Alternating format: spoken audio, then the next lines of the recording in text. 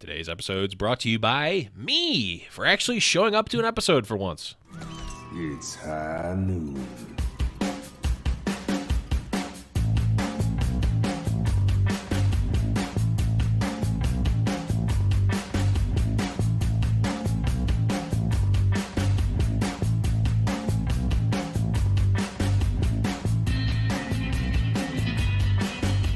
Hello, everyone, and welcome to High Noon Podcast, the competitive Overwatch podcast. I'm your host, Oblevins. With me, as always, is Deathflow. What's up, buddy?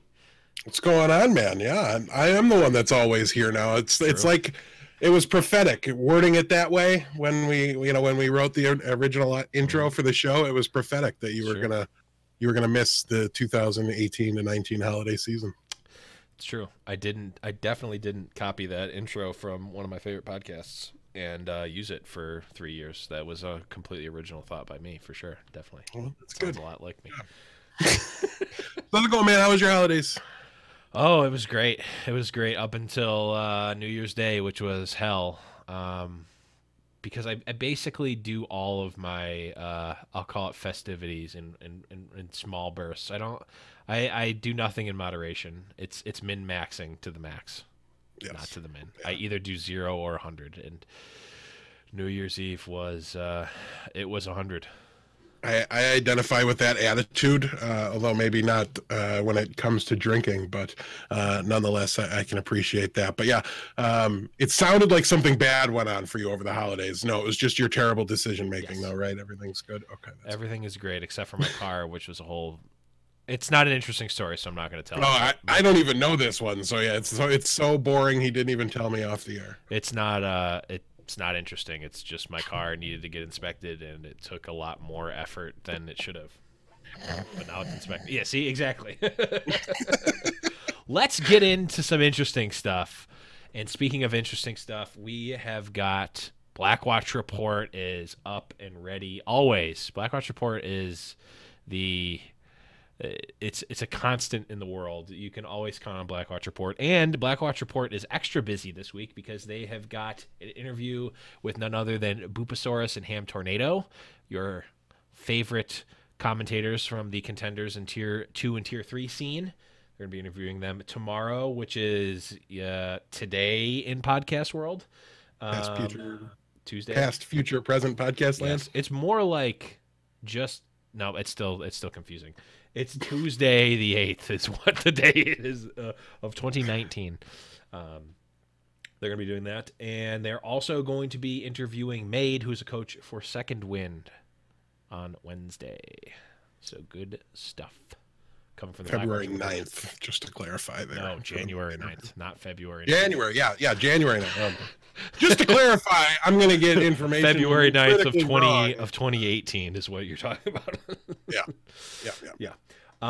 And one thing I wanted to note, because I was checking, and more people need to be following Blackwatch Report on Twitter. And I think part of the reason is they have a weird name. It's at Blackwatch Report, so it's Blackwatch Report, but no O in report. So go follow them on Twitter at Blackwatch Report on Twitter. Do that. Because really there is no better place to get Tier 2 and Tier 3 coverage. And they're getting, man, they're getting all the interviews, all the set. Blackwatch Report, they're working harder than us at this point and making us look bad. So make sure you check them out. Yes, make sure you check them out and make us look even worse. Speaking of us, and by us I mean me looking bad, the only update I have for Around the Payload is coming soon. TM. Blizzard soon. Soon TM. For sure. But actual exciting, not making us look bad stuff is new patrons who always help us out and are huge contributors to us. Again, if you'd like to help us out on Patreon, you can go to patreon.com/highnoonpodcast, just like Cam Demand did. And Deathflow, I know this one touches you. Do you want to read this one, or do you want me to? No, I can't read this one out loud. I Okay. can barely read it in my own head. We got a new patron from Cam Demand. He says, "Hey guys, it's Cam, one of your new patrons. I know this is right around the holiday, so okay. If it doesn't make this into the next episode, I totally understand. Joke's on you. There wasn't a next episode. Cam? Yeah. What episode? Don't worry. It says, I'm overdue to support you guys. I'm a fellow born and raised upstate New Yorker. I'm not going to reveal where you're from in case you don't want to know, but if you want people to know, you can say it in the Discord. But you're from upstate New York and an Overwatch fan, so it's been amazing to hear your hilarious and insightful input every week. I mean, hilarious, sure. Insightful? You guys are the gold standard for esports fandom and coverage. Cheers to many more amazing episodes. Have a great holiday. It's Hannon. Huge thanks, Cam. Amazing. Big thanks. We also had another new patron who just got in right before we started the episode here, J5 HREVE. So yes, I'm just going to spell your name because I couldn't in a million years pronounce that like it was the word, but we really appreciate the support. If you want to get a message into the next episode, just go ahead and DM us wherever on Patreon is probably the best, just to keep everything squared away, but Discord also works. And we'll read it on the next episode. Will definitely be good, always. Yeah. Shreve. Oh, Shreve. Jay Shreve. Jay Shreve. That definitely says that definitely has a 5 there though. Yeah, the 5 is. I didn't imagine the 5, so I'm not taking any blame for that one. I'm not taking any blame either. Actually, I'll take all the blame because I always do. But let's move on here to. Oh, come on! I had these sounds lined up. Why are they not playing? It's news. I had the sounds already. How you know we're really back, guys? Yes, how you know we're really back. None of the sounds work the way that they should. Anyway, but we got some news here. Shu has joined San Francisco Shock as an analyst. Woo. Any comment about Shu? Woo for Shu. No, I mean, this is one of those things. There's so many coaches out there, and there's so many of them that do a ton of work, and they're not getting enough publicity. So I don't know much about Shu. I know he's been around a little bit. I'm kind of blanking on the information at the moment, but I just generally positive here, right? Like flesh out these coaching staffs, bring in more help. As long as there's a clear structure to the organization, I don't think adding coaches like this it's very difficult for this to be a bad thing. So just good news if you're a Shock fan. Yeah, adding more. I think you can definitely add players and have it be diminishing returns. But I feel like adding more support staff is always a net positive, unless the person is like actively toxic. But right. I feel like that's not going to happen. Yeah, and I believe this is the Shu from Shu's Money Crew, so we're definitely, working with a individual that knows what he's doing. He's been around for a while, so for sure. The other piece of news we want to talk about here is, and again, this is a little bit older, but again, we've been off for the holiday season, so we want to talk about it. Overwatch League has released a list of players who have received punishments for the upcoming Overwatch League season. You can, of course, look at the Overwatch League player discipline tracker. Ooh, fun. So a real quick list of them here is apply for the Florida Mayhem, suspended 2 games for account boosting. That will be a recurring infraction here. Color Hex from the Boston Uprising also suspended 2 games for account boosting. Crystal from the Hangzhou Spark suspended 1 game for account boosting. Neko from Toronto Defiant suspended 3 games for selling an account and obstructing league office investigation.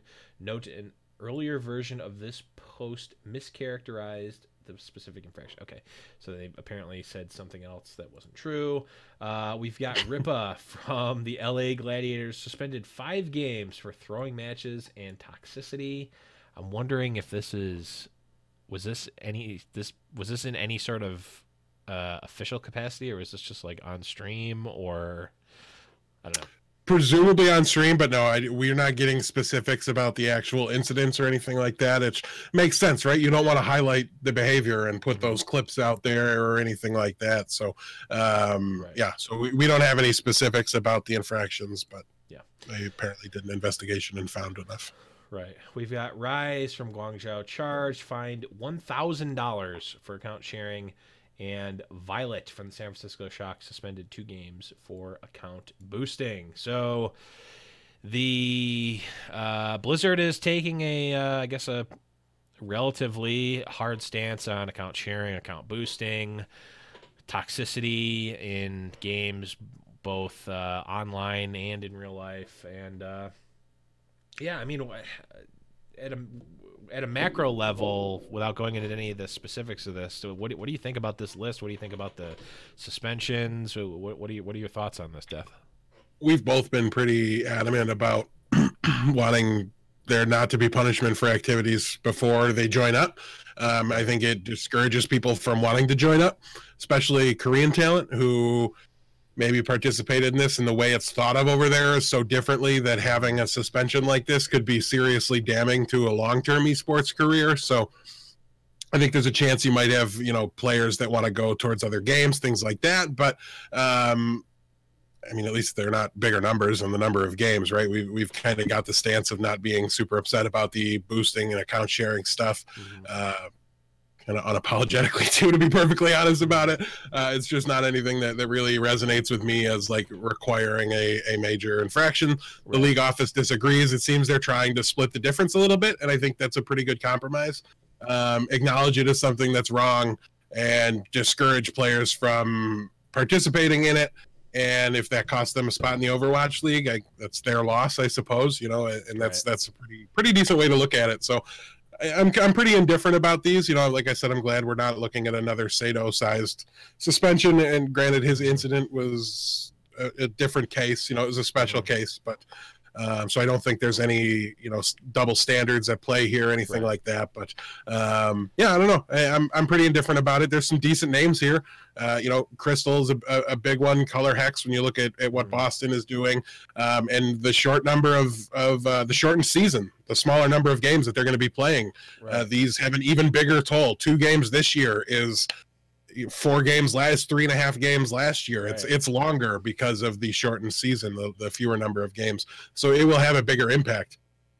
Look at San Francisco Shock and Violet. We know they can play pretty well with Sleepy and the flex support position, but a lot of people think they're going to Violet as their new off support. So these 2 games where he's out, he's going to be the one scrimming with them right up until the week of the 2-game suspension he has to serve, and that's going to cost them on stage for sure. So definitely a hit to the team, a hit to the player, and like I said, pretty indifferent as far as my stance on it goes. It's kind of the right number of games, I guess.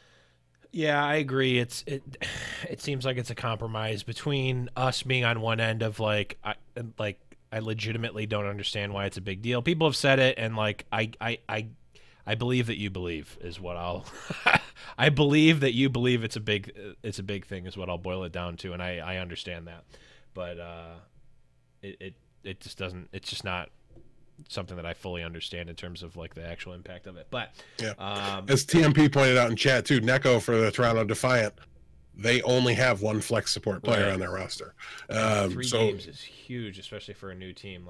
It's almost like a San Francisco Shock scenario where they're leveling up after 3 games, except it's more like they're leveling back to neutral from where they should be. And depending on how the schedule works, what if their bye week is week 2? They have 1 game in the first in their first week and the 3rd week, and then they have so they could be literally the first 4 weeks of the season. I'm just completely guessing at what their schedule is. For all I know, they play 2 in the first week and he's back in the 2nd week and they're fine. Yeah, but I'm wondering when did this happen? Did this Neko incident must have happened in between the season, right? Because, or did it just come up? In which case it's well, why are you punishing Defiant then for this if it happened during his time at Boston? Well, I mean, to me, it's just a matter of when they become aware of it. So it could be that records got released from a boosting organization or something like that, and he received payment. It's really all completely guessing at this point because of the lack of details, which again is probably for the better. But yeah, I don't know. Presumably that one is definitely interesting to look at. But it looks, because it's selling an account. And I think the bigger issue here is the obstructing league office investigation. And I don't think it's necessarily something super malicious. It could just be he cleared out his hard drive, or you know what I mean, something like that, and something went away. But it is definitely iffy, and nobody else has that next to their name. So, nobody else was doing anything to try to obscure the investigation. Let's Monkey Prince says it happened before his time at Boston, or at least he thinks it does. But It would make the regardless, most sense. unless it happened specifically after he was signed at Defiant, it seems like. So like here's the thing. Like if a player is suspended for games, is that really punishing the player? Yes, in the sense that like you're like not contributing to your team, and maybe your team doesn't have to pay you. I guess I don't know. But like, there's just no alternative here. You have to punish the action once you find out about it. But what are they going to do? Suspend Blasé for 3 games? Fine him for like they fined Rise for $1,000. Like right now, unless there's some sort of monetary, like even if there's some sort of monetary punishment involved with not playing games, right now, the fans of the Toronto Defiant are being punished. Yeah, for 3 games. But like, why is that the case when he did that? Like, he should be punished, not the fans. Like, why are you punishing the fans of the Toronto Defiant? There's no way to make that mutually exclusive. You have to punish the player, and then the other stuff is collateral damage. Like, don't sign a player that's out there selling accounts and obscuring league office investigations. If you're fans and you feel punished and you're mad, be mad at your team. They signed him. That's the way it works. But yeah, there's no alternative. Well, if you find the player, fine him for $2,000. Fine him for $2,000, but he didn't share his account. He didn't let his cousin log in and play on his account for a scrim or something like that. But what does it matter? Because he sold his account and then he obstructed the league office. So why don't you fine him for that? Because it's not account sharing, and doing that requires a suspension. That's the standard they're setting. What you're saying, like, I'm saying that they should set the standard of just like fine them for an amount of money. Well, then we'd never have any suspensions because you could just make that a case about everything. It's like, well, why didn't they just fine Sato for $1 million? Yeah, but instead they're compromising. Argument. Yeah, but we both would. But they're compromising here. Well, I'm blaming Blizzard, is what I'm trying to say. Like, yeah, but they have. I mean, I'm not saying it's going to change. We were just talking anything. about it as a good compromise, and then now we're blaming them, and it just, I don't know, it feels bad. I thought it was a good compromise between not caring at all and people caring a lot about it. But you can't. My thing is you can't have a different set of punishments based off of whether or not a player was traded recently. That to me is crazy. I agree with that. My thing is like, depending on when Blizzard finds out about it, like, oh, well, the team he's on now is getting ranched for it. Right. Well, that doesn't make any sense to me. I don't know. I get that it seems like the only thing that makes sense. The only thing that makes sense is just choose an amount of money depending on what they did and find the player for that regardless, like across whatever the infraction is. Just make it clear what everything costs essentially and do it that way. Like I don't know. I you know what, I would love to talk to a league official about this and just see what the philosophy behind it is. And the problem is they probably can't even talk about it anyway, because this like gets into the like, well, maybe this was on part of this was on the player's contract, or it's within the like the legal side of it, so they probably can't talk. I don't know. To me, the problem is I can't understand the rationale or the line of thinking here. Like, it would be like if the NFL said, well, we're just going to take away your pay for 4 games if you do steroids, but you can still go on the field and you're not a detriment to your team, so the team won't care, so they'll still pay you more money. So you're not actually like, you're losing game checks, but it's not a real punishment. It's like a slap on the wrist style of thing instead of right. You need to be letting down your team. You need to have the financial hit. All these things serve as detractors and reasons not to do it. And you know, as much as I'm with you, like we're suspending for this, but we're suspending for this, so we have to suspend everybody for this, or nobody. Is this an actual deterrent? Because like it's just an arbitrary amount of money at that point. Like the team can just pay them or whatever, or not pay them. Right. Like, whatever. Yeah, incentives in your contract, right? Like if you're fined, you will just pay it. Like, I'm sold. All right, you sold me. I get it. All right. That was more than I was expecting to talk about that, but I don't mind. Me too. Well, with that in mind, let's. Oh, come on, sounds. Oh, let's break it down. We're breaking it down. We're not talking about. Well, actually, no, we're not talking about suspensions here. Although, actually, maybe we are with some of these teams. No, I didn't bring him up. I threw him out for the larger discussion Okay. for the most part. Plus, Apply is a two-way player anyway. But, yes, we're going to talk about some teams here. We're going to start with the Florida Mayhem. Your favorite. Florida. Love Florida. Oh, yeah. Everybody loves Florida.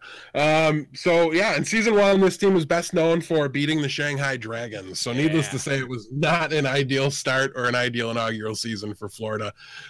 Despite plenty of familiar names on the roster, only 3 of them are actually returning players from the Florida organization last year.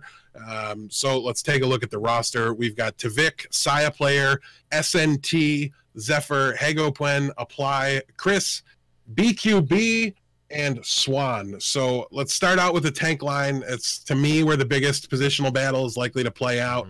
As a note, SNT, guys, don't forget, that's awesome guy. He just rebranded. He's going to be... Yeah, he's going to be competing with Swan, who was added from NRG in the offseason. Personally, I could see either of these guys winning out in the end. I do have a hard time blaming SNT for the lackluster debut last year. The support play for that team was just awful. So I want to give him another chance. I want him to be the starter going into this year.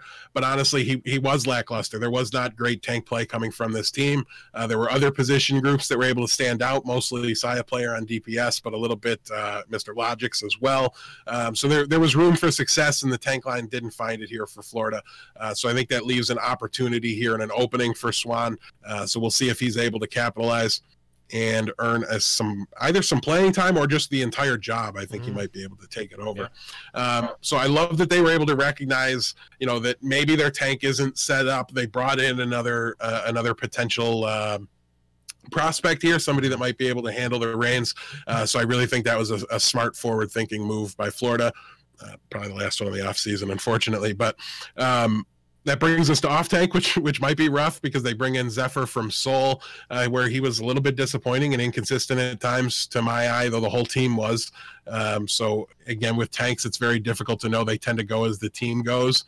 So when you're losing, it's really hard to stand out on a tank line. But I just think this is really especially questionable. They let Zappas go. He's a personal favorite of mine. They let Manitin go, who was a standout player for them in the first season. And again, it's really difficult to stand out as an off-tank, and he did on a very, very losing roster. So I would have liked this roster more if either of those 2 players had remained on it. I'm not saying bringing in Zephyr was a problem, but letting both of them walk and bring in a new guy known for inconsistency when you had consistent players that you let leave seems questionable to me.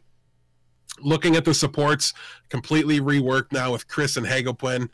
You'll recognize Hago from London last year. He had a part-time job. He lost it to Badosin, and I think he took a lot of blame for the struggles that London had, but he wasn't the only player being swapped in and out when he came in. There was a pretty large swap happening, and I think he took too much of the blame there. So I think that was a little overblown, and he's going to have the full-time starting job now, so I'm excited to see what he can do with it. Mechanically, he's up there with the better Zenyatta's in Overwatch League, maybe not at the very top of the list, but certainly as far as off-season acquisitions go, I think he was probably one of the better Zenyatta's that got picked up. So we will have to wait and see. Chris from Meta Athena, he's a bit of well, I got a bad word here in my notes, which is tripping me up. But why are you putting swear words in the notes, man? Come on. Not bad like a swear word, but it was bad like a poor word choice. A bit of a tough one for me to evaluate. He's from Meta Athena. I didn't get to watch a ton of them play. But he's going to have to be able to cover Lucio and Mercy. It's hard to evaluate main supports on limited sample sizes. But we'll have to see. I think communication is going to be key for that position in particular. For Chris, he's got to be able to communicate with potentially English speakers, Korean speakers. If he's going to be the shot caller for this team, that's a lot of pressure there. So hopefully he can live up to the billing there. They don't have a backup support player, so they'll be stuck with him through at least stage 1, no matter how that goes. I would have loved to have seen a backup there, but they love to have as few players on the roster as they are allowed to, basically. So we'll have to wait and see how things play out there. But the support line has to level up tremendously from last year. It was arguably, bottom two definitely, I think, as far as support lines go last year. So only place they can go is up, but they've still got a lot of work to do to really convince me they're gonna. It's technically not true. They could go down one spot. They could, but it would I think be tough to do. I don't know. I'm a believer in Hagopun, so I don't want to think that negatively. But when we look at the DPS line here, it's shaping up to be a 3-man race. It looks like Apply is with his 2-way tag intended to stay in contenders for the time being. So we have Tavik and Saya Player as the presumptive starters. I say presumptive because reading the tea leaves here, I don't see why you keep Tavik and not have traded him already, right, to not play him. So I think it's a similar situation to what Awesome Guy or SNT has in front of him, and that's you're going to get the start, but maybe the leash is pretty short. They might yank him out, put BQB in, who's been added from X6 Gaming. So I'm not 100% sure the direction I would go with it, but I'll say this. You take Tavik out, you put BQB in, your entire roster is Korean, so now they're speaking their native language in comms 100% of the time. That could help patch things up a little bit. I don't know if that was loud or not, but I'm sorry if it was. But yeah, I don't know. It's just, like I said, it's hard to imagine you keep him around, Tavik that is, and just leave him on the bench and never use him. It would have to be trade bait, but trade bait is best dangled in front of people, and you can't do that from the bench. So what were you going to say? Well, I think Tavik is an insurance plan because he's so flexible in terms of what he can play and what he can play at a high level. BQB might be more of a specialist or just might be better in certain metas, but like we've seen in the in season 1, like you want to keep yourself open to play different things in different metas, and maybe that's having a player like Tavik that's like, okay, I'm the utility player, I'm just the flex player, I'll play whatever we need, depending on the meta. I mean, up until very recently, teams may have been thinking they were going to be playing goats in season or in stage 1. They might be thinking they're playing, we don't know. And with I think every single stage had a pretty big patch that changed something dramatically, as we would say. We would. So having a player like Tavik, who's a top level player, that can play a lot of different characters and really be kind of the glue of the team, that maybe that's the thought process behind it. But I mean, we've got bare hands in our back pocket potentially to we can have him on if he wants to at some point to ask him specifically about it. An open door policy with bare hands, as always. If he wants to come out and let us know what the starting roster will be, I would love it. But I personally, I'm kind of leaning towards maybe more of a rotation here. BQB's hero pool seems to leave a little bit to be desired. I think he's more of the Tracer Sombra type. Sombra's the one that really stands out to me that I remember him playing and seeing him on. So listen, we've seen a lot of these the Korean talent come over, right, and surprise us with our hero pool. I'm looking at like Architect, right? Like we knew he was like nutty bananas on the projectile, but all of a sudden he was at the top, at the top tier of Widowmakers out of nowhere. So I'm not gonna say his hero pool is a problem, but at least as far as I can tell, it's maybe not as broad as you'd want your full-time hit scan player or whatever, your full-time DPS player to have. So maybe there's a little rotation there. Maybe he's kind of got like an Asher role where he comes in when they want like a Tracer or a something like that. But Saya player's the Tracer too. I don't know. So it's a little tough to envision them not, because of the hero pools, to envision them not substituting people out a little bit.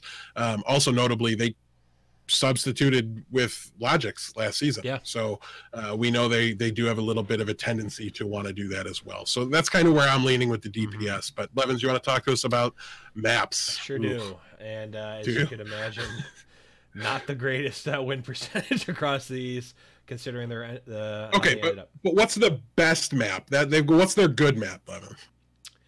So they didn't do super great on any maps. You're not wrong. What is their best map? It is Volskaya Industries with a 40% win rate, 3-5-2. Yeah. So on Assault, they've got a 34% win rate, again with Volskaya at the top of that one. Control, they have a 28% win rate with both Ilios and Nepal being their high point at 38% win rate. Escort, they've got a 1/4 or 25% win rate, with Dorado topping that one out at 30%. And Hybrid is their worst game mode at 20% win rate, with the whopping 1 out of 3 wins on Kings Row for a 33% win rate. Yeah, not great. It's there's no getting around it. It's a lot particularly of room for awful. Improvement. It's very apparent looking at this that they were the second worst team in the league last season.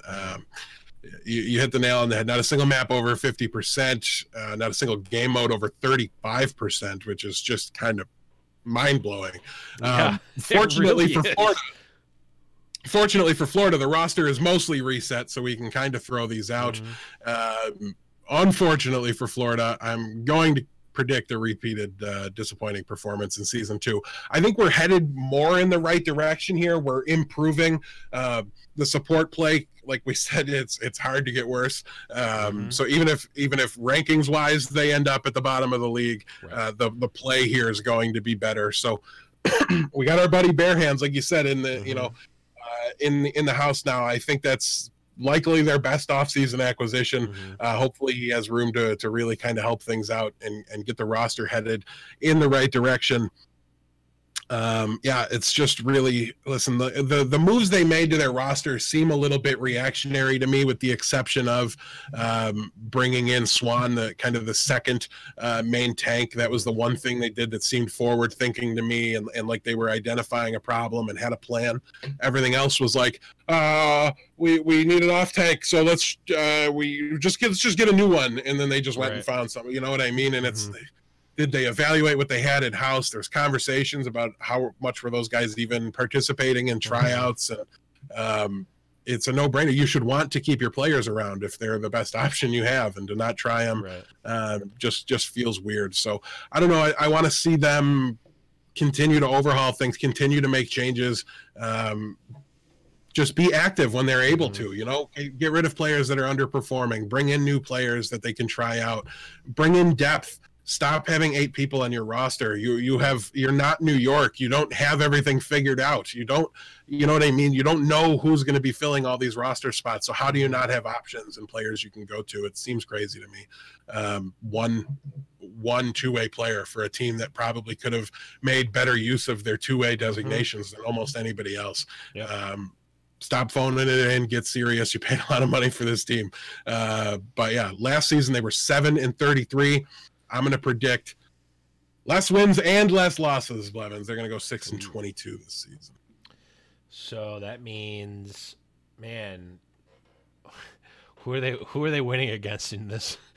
There's only 6 wins, so we can pretty.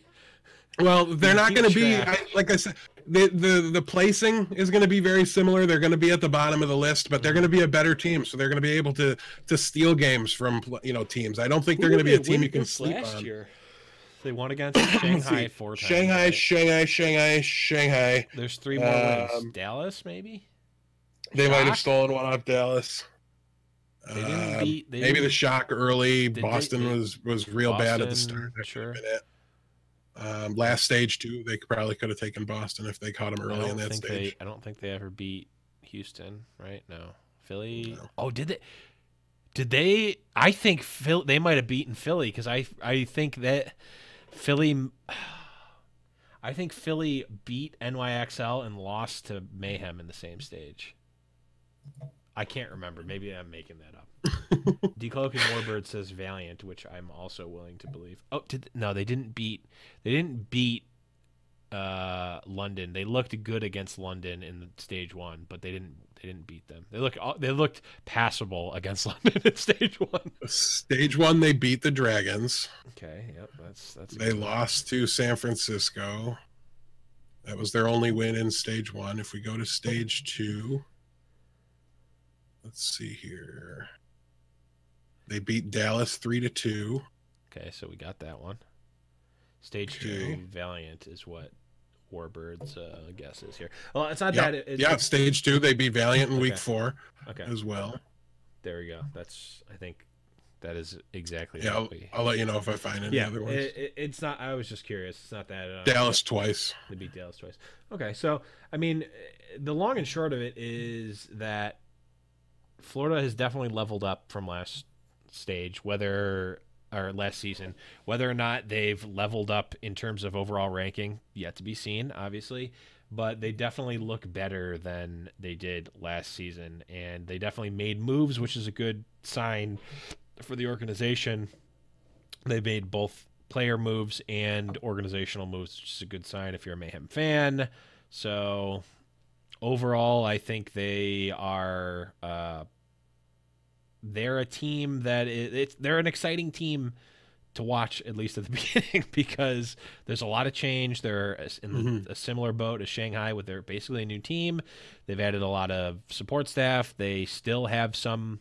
They still, have Tavik. They have some of the coaches and whatnot for experience, and they've got very little pressure to win in terms of no one is expecting them to do well, and that can be good or bad, right? There's no this is a match you are expected to win, so you've got a chance to mess it up. Nope, they can play their game. They can play. I talked about in the past. You can play kind of loosey goosey and do your thing, and sometimes that's hard for teams to deal with. So, if I'm a Mayhem fan here, I'm definitely happy. I'm definitely optimistic going into this season, especially compared to last season. So.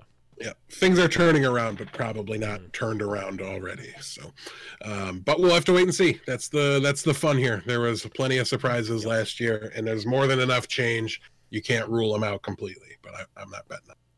Moving on, we're gonna go to the Los Angeles Valiant. For me, at least, they were the surprise 2 seed from season 1, and they're gonna look a little bit different coming into this season. Soon has left for bluer and redder pastures. Or should I say, blue air or red air pastures? Oui. You should not. No? Oh, you should not say that. But that will leave a later. You should say golder pastures because they're also gold. Are they gold too? Blue, red, and gold. I think. I don't know. Who knows? The Cox. He's playing for the Cox now. Okay, so that leaves a major hole in the roster. Is that a swear jar? No, that's an animal, Blevins. It's an animal. Also, it wouldn't be anyway. Because it's always looking at the active squad here, we're going to have Agility, Space, Fate, Kariv, Bunny, Custa, KSF, Izayaki, and Kuki. So listen, when we look at the hole that's soon left, that's the elephant in the room, so let's talk about it. We've got Agility's, Bunny, and KSF remaining to play the DPS here for this team.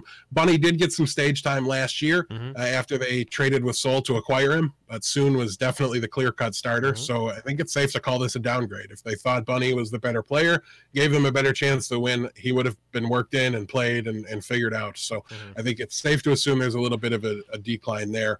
They did retain KSF as well, despite 2 kind of disastrous stage performances last year. They weren't necessarily in the best circumstances. One was thrown in with everybody that was a bench player for them at the end of the season.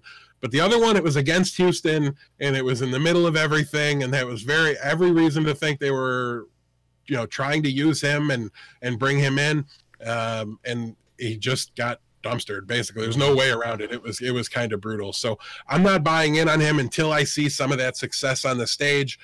They're keeping him for a reason, though, so we've got to talk about him. We've got to think, how are they going to try to use him? I don't know if they have. I'm blanking. Do they have an academy team? I'm not sure. There's no 2A designations here, and I don't remember them as having one. But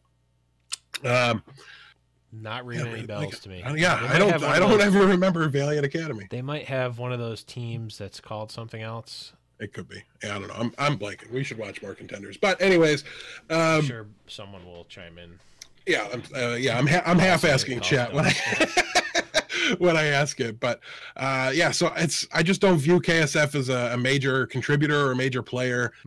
He's basically a liability until he proves otherwise, as far as I'm concerned. So expect Agilities to play, but maybe KSF comes in if he falters. Agilities was definitely inconsistent at times, especially at the beginning of the season. So, and the chat's confirming, definitely no. I didn't think I was losing my mind. No academy team.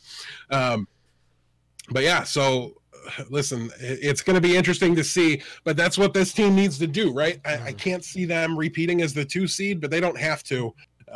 It didn't get them to the finals last time. It's not necessarily the end-all be-all to have those seeds as nice as they are.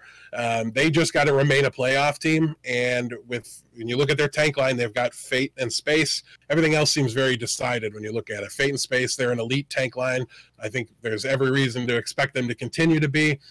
Kuki gives them some welcome depth as well. He was brought in from Seoul too, so I like that aspect. Having that depth is a good thing.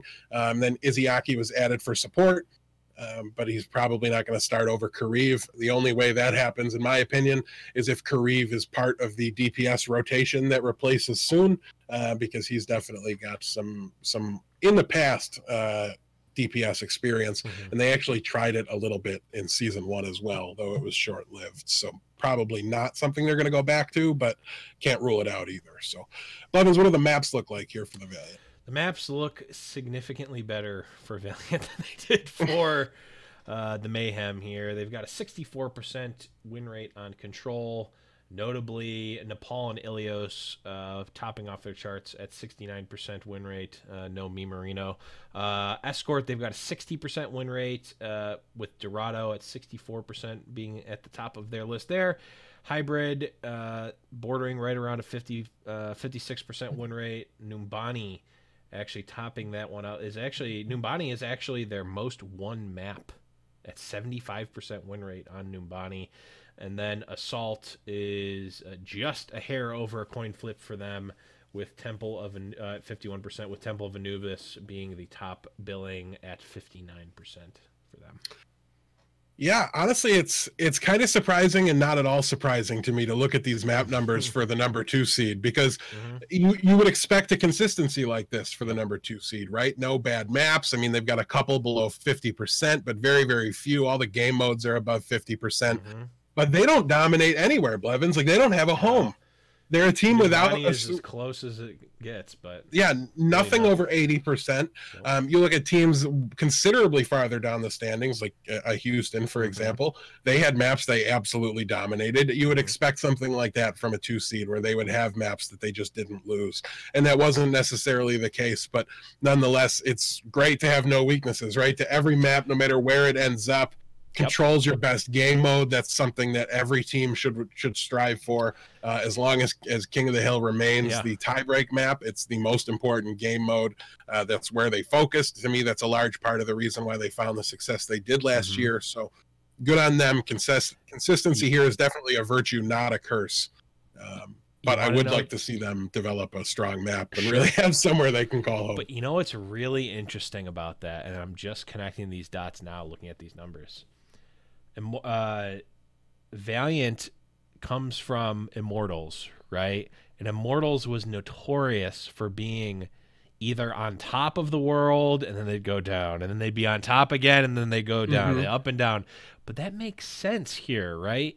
It makes sense that some of these like, you're not going to win tournaments, which is back in the day was really the only metric for what would put you on top of the world. You're not going to win a ton of tournaments if you're only getting these 55-60% win rates, because you need to spike a tournament. You need to have your 80% win rates, but that doesn't happen, or it happens less often when you've got these mellowed out numbers. But when you look at a season like Overwatch League, or even certain stages, like having that more consistent map record puts you better overall than a lot of these teams that, like you said with Houston, they're super great on some maps but really bad on others, or bad in certain metas, and they go really high and then they tank really low.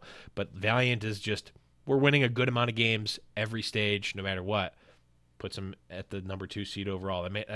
That's actually kind of crazy to me that's the case. It makes a lot of sense though, and for the format of the Overwatch League, it seems like a team built like that is going to be in a good position for sure.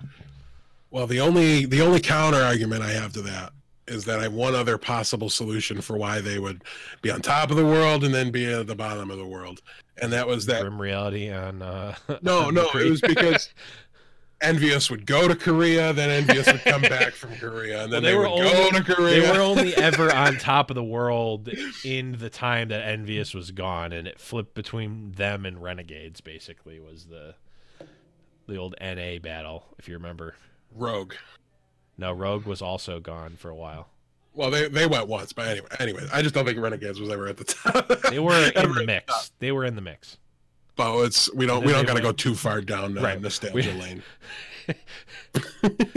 But yeah, so listen, let's bring things back to the Valiant instead of their former teams. Yes, not random tournaments from 3 years ago.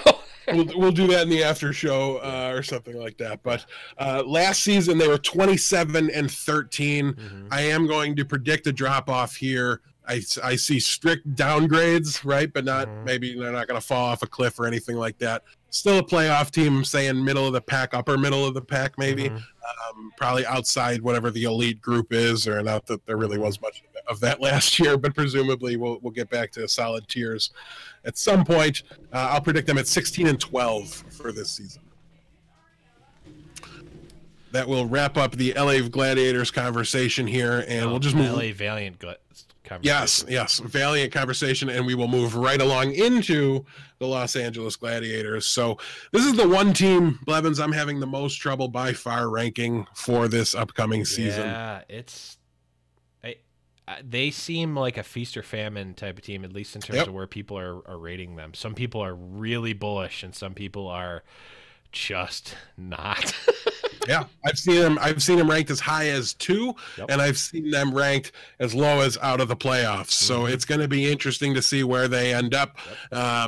We saw that a little bit last year, though, in their play. They were 2 completely different teams last year. They were the before Fissure and the after Fissure Gladiators, and without him, things weren't good. So looking at this year, we've got Surefour, Hydration, Bishu, Shaz. It's not a small goose, guys. That's a big goose. It's a large goose. We've got Void, Decay, Roar, Ripa, and Panker. So Roar is going to be filling that void at main tank that was left by Fissure. Void is playing main tank? No, I understand. I used a word that I shouldn't have because I didn't realize it when I wrote it. But Roar will be filling the gap, the fissure left by Fissure. There we go. Yes. I think that works. That works. And we'll just have to see if he's good enough to keep them near the top of the standings. He's one of the more highly respected main tank acquisitions of the season. So all things considered, I've got to say he's stepping into one of the better situations as well that you can ask for. We already know they can compete with anyone if they get top tier tank play. So if he lives up to the task, they're going to be in a very good spot. If he doesn't, they went out and signed themselves Panker to a 2-way contract as well. He was already part of their contenders team, so now it's good to have him in the organization as well, and I think that gives them a really good emergency backup situation. Now they can call him up if for some reason Roar flops, if he's one of those contenders players that I've been talking about, doesn't live up to the stage, what have you. There's another option now. I hate when teams don't have any recourse should a new acquisition fail. You always need to be thinking about that. And a 2-way contract with Panker was absolutely the perfect solution. So great job for the Gladiators there. When we look at the off-tank position, we're back to a bit of a guessing game here between Bishu and Void. Personally, I view Bishu as the glue that holds this roster together. He can translate in the middle of the game on the fly between Korean and English. That has to be taken into account. They seem to disagree. They swapped between the two of them a good amount last year once they acquired Void, and I do expect this to continue, though, as a fan. I sure hope it doesn't. Any thoughts on the off-tank battle or what the Gladiators should do there, Glennis? Yeah, I think... So I get the Bishu can translate and is a team glue, but like, is that really the best way to be running it? Like, is he the best player for that position? Like outside of that, like. Okay, so if we throw that out, I've got some footage that would appall you of the worst graviton surge I've ever seen in my life on Kings Row. I do think he was even the more consistent player. And do I think that's who Void is, that one graviton and the limited action we got to see of him? No. But do I think that speaks a lot to team synergy and things like that, which are definitely a huge aspect?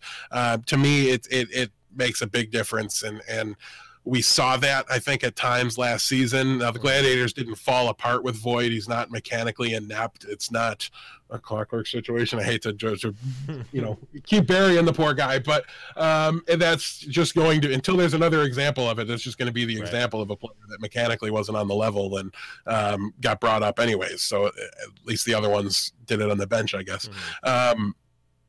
But yeah, so I don't know. It's, to me, he's the better player as well, though it's not by a large margin. So when you kind of factor all that in, I get what you're saying. You know, you can just play the long game, get everybody's comms up to snuff, get all that stuff ironed out, and then be better for it. But in this case, I'm just not sure they're actually better for it. Sure, and he might be the better option now. It's just like, it's like even if he is definitively the best option that they have on the team right now, is he the best option overall that they could be having just in general? And then is it a good idea to like build your team communication around the fact that you have someone translating? What if he gets sick? What if he's injured? What if he wants to get traded? What if he quits? What if he retires? What about when he retires? It's awesome what he's done and what he's doing now, but like it is almost like a crutch, it seems, to like have your team built like that, and to base your team around that. Honestly, I might be looking too much into it, and they might not rely on it as much as they did or as much as they do. But like, it seems like I'm thinking like for this season, sure, yeah, like this game, yeah, we want this translator here, but like I'm thinking like a whole season or 2 seasons or 5 seasons. Like, you don't want to have the players and the staff and everything get used to having this like translator person in the middle of your comms, or else you're going to have to keep filling that position. And at some point, potentially you're going to have to like pay in skill for having someone that can do that. So I don't know. It's kind of a weird situation. And again, we're still very early on in Overwatch League, but like, if I were building a team, I wouldn't want to rely on that right now. Yeah. At a certain point, trading off skill for other things, at a certain point you fall below the skill threshold that you need to be able to win the games too. So it's definitely a factor to consider. Moving on, let's look at the supports here a little bit. We've got Shaz and Big Goose. They return, and I think they have got a good chance here, Blevins, to be even bigger contributors this year. We know that the biggest of geese will be more likely to allowed to play Lucio this time around. Mercy seems to be at the bottom of the support tier list at the moment. We got PTR patch notes today, and her name's not in it. Yes, thank you. Also, Ripa was brought in, so now it's a finished trio, as the great Jabate taught us earlier on in the offseason. But to me, how do you justify breaking up this support duo? They've been together for so long. They lift each other up. They just work together so well. It does seem to be a little worrisome, right? Because this is a team that uses their subs, right? When they had Asher before Tracer fell out of the meta, they were using them. Whether it was right, whether it was wrong, they kept using them until Tracer fell out of the meta. We know they do this with Void and Bishu. We've already talked about it for that position battle. So now they're adding in this player in the support line. I'm a little worried they're going to use them, and maybe they shouldn't. Yep. But we'll have to wait and see. I think the odds-on favorite is that he's not going to be a big stage factor.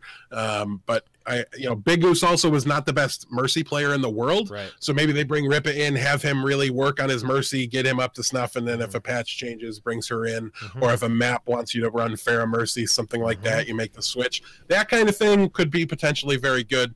But I need to see Big Goose on Lucio every single time Lucio's being played by the Gladiators, or I'm not going to be a happy fan. So we will have to wait and see. I think overall looks good for the team. It does not look good for your fantasy team if you're looking to pick up those players, though. That is a completely different animal altogether. One we will. My brain's not even there yet, Blevins, but good on you, because it needs to be. People little bits here and there. Sprinkle it in, man. Yeah, just sprinkle it in. Get ready. Get ready. Fantasy's coming, season 2. We're excited. On the DPS side of things for the Gladiators, Asher is out. Decay is in. Rumor has it the Gladiators needed really, really deep pockets to be able to sign Decay, so you're not going to just not use him. I'm expecting him to get a lion's share of the projectile DPS work. A lion's share, Blevins. because they're the Gladiators. Their logo's a lion. Try to keep up. You Try need to to keep use up. the lion share thing for Roar.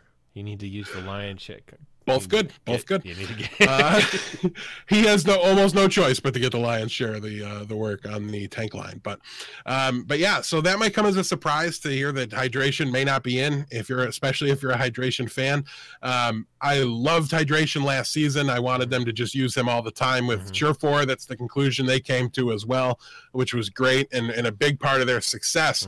But hydration really shines, Blevins, on those kind of niche heroes, your Pharahs and your Doomfists, and maybe not so much your Genjis and your run-of-the-mill every single map kind of projectile players. So I think in this instance, and we've seen them effectively use Asher, who wasn't even playing well, substitute them around and get a lot of good use out of hydration, Asher, and Surefour as a trio.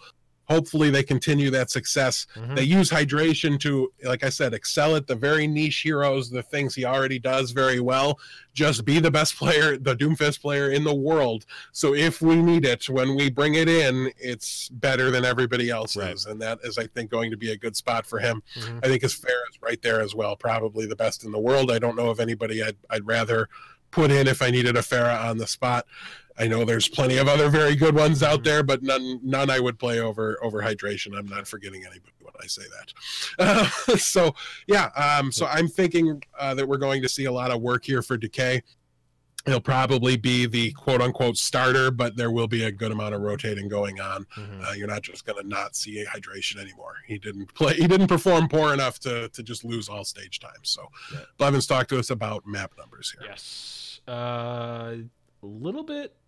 Not quite as good as the Valiant, obviously, considering their difference in rank here. But we've got a 63% win rate on control maps with a whopping 92% win rate on Nepal, 11-1 for them. And even notably, an 80% win rate on Lijiang Tower. So already we have 2 maps that are better than any map percentage for the Valiant. So interesting to note what we were talking about earlier. For Assault, they've got a 57% win rate with Volskaya Industries and Lunar Colony being their top 2 billings at 65 and 64% respectively. Hybrid drops down to 53% with Blizzard World still maintaining a 75% win rate. Numbani being a measly 30% win rate for them on that. And then Escort was down to 43% with their best map being Gibraltar at 55% win rate. So some clear strengths and some clear weaknesses. Importantly, control is that best game mode. Unfortunately, Ilios is a control map at 3 and 10. So it's a brutally bit 23% win rate there. It's amazing. They're 63 on another. Yeah. I know, 63% overall with a 23% win rate in there. 70% difference in 2 maps of the same type. Yeah, it's a little crazy. Staggering. Now, part of that's explained by the presence of some of these maps in stage 1 when they didn't have Fissure and they were a markedly worse team. So they're a little deceiving to look at, but there's still some serious risk here of swinging performances from stage to stage. You stack up a couple of these bad maps together into one map pool and all of a sudden you're in for a brutally bad stage, potentially from the Gladiators. It's one of the main concerns as an Outlaws fan that I have. Kind of map inconsistency. You could have a stage they win because, well, you've got the 3 best maps in our entire repertoire are in this stage. Great, but then you have another one where all the bad ones are there, and they kind of even out in the end. So you've got to take the good with the bad, I suppose. But yeah, it's definitely going to be interesting to watch and see what these new additions do to stabilize things. If we see them start out strong, if Ilios is in stage 1 and they look really, really good at it, then maybe we can kind of completely throw them out and say there's enough changes that they're going to be a different team. But for the time being, I'm keeping my eye on them just from a variance perspective from stage to stage. I'm not going to panic if I see them dip and they're just on bad maps, and I'm not going to go too crazy if they go on a run in a favorable map pool. So yeah, like we said, big, huge, wide range of outcomes here for the Gladiators. But personally, I'd rather bet on Roar than against him. Like I said, his circumstance is just so good. Everything is set up there for the guy to succeed. hopefully he's able to do that. So I'll be predicting with optimism and a little bit of confidence because I have a lot of faith in their coaching staff to get these guys caught up in play, ready to go. Not quite top tier of teams. Like I'm not going to predict a top 3 finish from them, but I do have them clear playoff teams. The better of the 2 LA teams as well, I believe. Yeah. So I'm going to go 18-10 for the Gladiators. That's bold, but it makes sense. The Gladiators seem, and we talked about in previous episodes, they seem like a thumbs down, kind of a loss, or at best neutral. But man, there's changes and shakeups in with the Gladiators, which is always good. Yeah. This is close to what I tried to do with them is I tried to extrapolate what they would have been if they had Fissure for 4 stages. I tried to project that out over the 4 stages, then keep them at roughly the same record because I think they're going to be better DPS overall performing this season. Maybe a little worse on the tank side of things, but we will again have to wait and see. Yes. And last and certainly not least, let's move on to my boys, NYXL. What can you possibly say? What more can be said about NYXL? They were dominant in Stage 1. They, of course, are returning with SBB, Pine, Libero, Meko, Mono, Jonak, Arc, Animo, and have added Flower and Nene in the off-season. And, of course, in that reading of the players, we know one player that's not here, and that is Janice. And I've said it before, and I'll say it again, clap for that cut. My breath was held basically every map he was on. And again, I'm reiterating this. It's not because Janice is a bad player whatsoever. I think he's going to do – he's a very good tank. He was not a very good tank for NYXL. We played about 1 map per match for them in Season 1. And like I said, I would hold my breath every time I would see him jump with Winston and be like, oh God, why is he feeding? Why is he feeding? There are maps that NYXL lost that I don't think that they should have. But I haven't heard anyone say that they're upset that he is gone because I think he just didn't gel with the team. They're elite at every single position, but they do have a lot of cooks in the kitchen in terms of the DPS. I don't know. It is going to be extremely interesting how they work Flower and Nene into the already crowded DPS slot. Like we've seen Pine take stages off just because of his own thing. Like, what's he going to do now? Like, how much time is any given NYXL player going to be playing at the DPS position? We don't know. Arc versus Animo is also an interesting positional battle. Arc was an insanely good Mercy, but with her out of the meta, we could see Animo take over. There really wasn't a huge statistical difference between them, and they performed just as well with either of them. So I don't think it's going to really change. I don't really know who. I mean, I would probably just run out Arc because he's such a good in-game leader and has more experience, though Animo is also a very good player. Didn't really change anything between the two. They still have such a great tank line. Like, that didn't change. They had arguably one of the better tank lines in the Overwatch League, but the biggest question is DPS. Like, how much are we going to see of any given one? I don't know. But just trade one forehead. I mean, they should, but I don't know. But it's like when you're a kid and you have like either like all the best toy or like all the best Pokemon cards. Like, oh, I've got Charizard, I got 5 Charizards, I got 5 Venusaurs, I got 5 Blastoises. And it's like, man, I need these cards for my deck. It's like, oh, well, trade one of your Charizards. It's like, yeah, but I love all these cards. These are my favorite cards. But you can only use 3 Charizards. Yeah, but I like all 5 of them. They're my favorites. They're the best.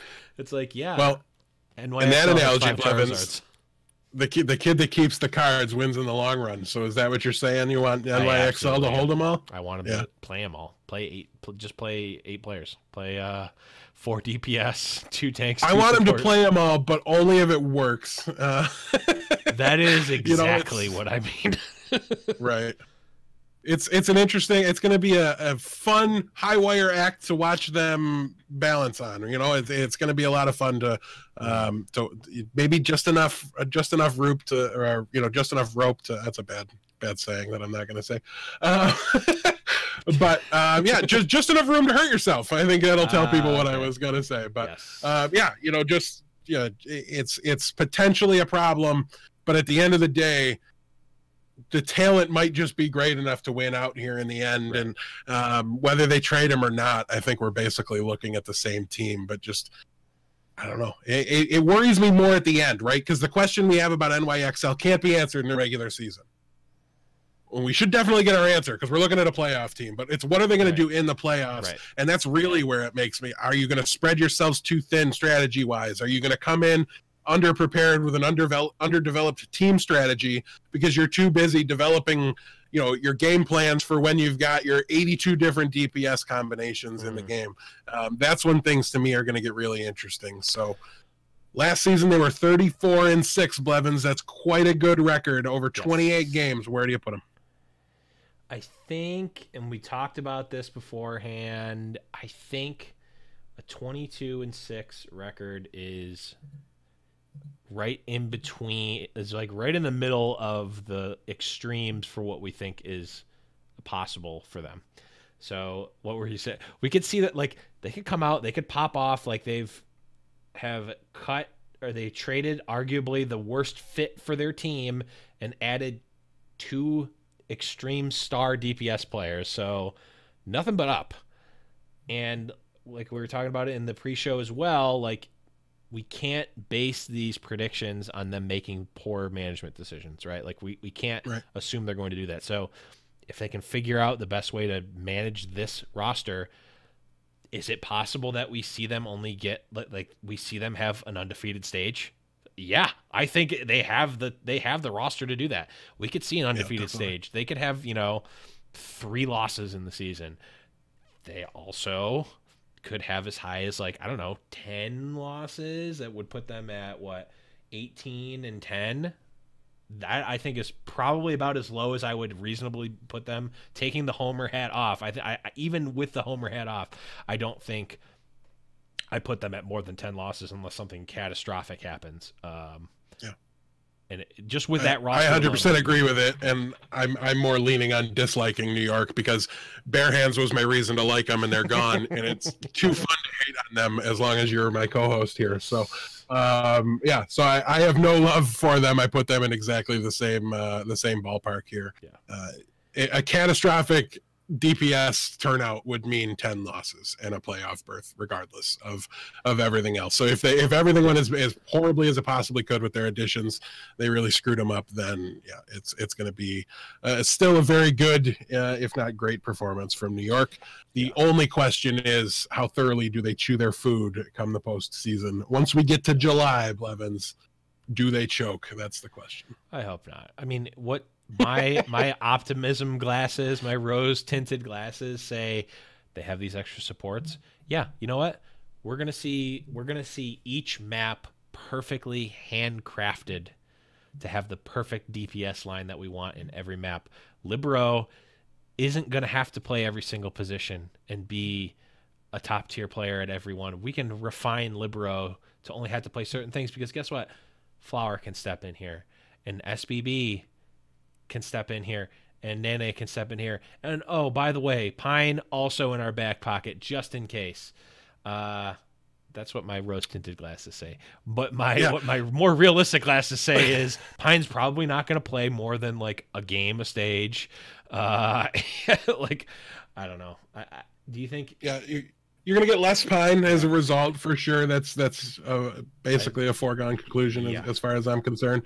You're probably, for my money, you're not going to see Nene on the stage. I don't think it's going to happen, and I think it's a shame.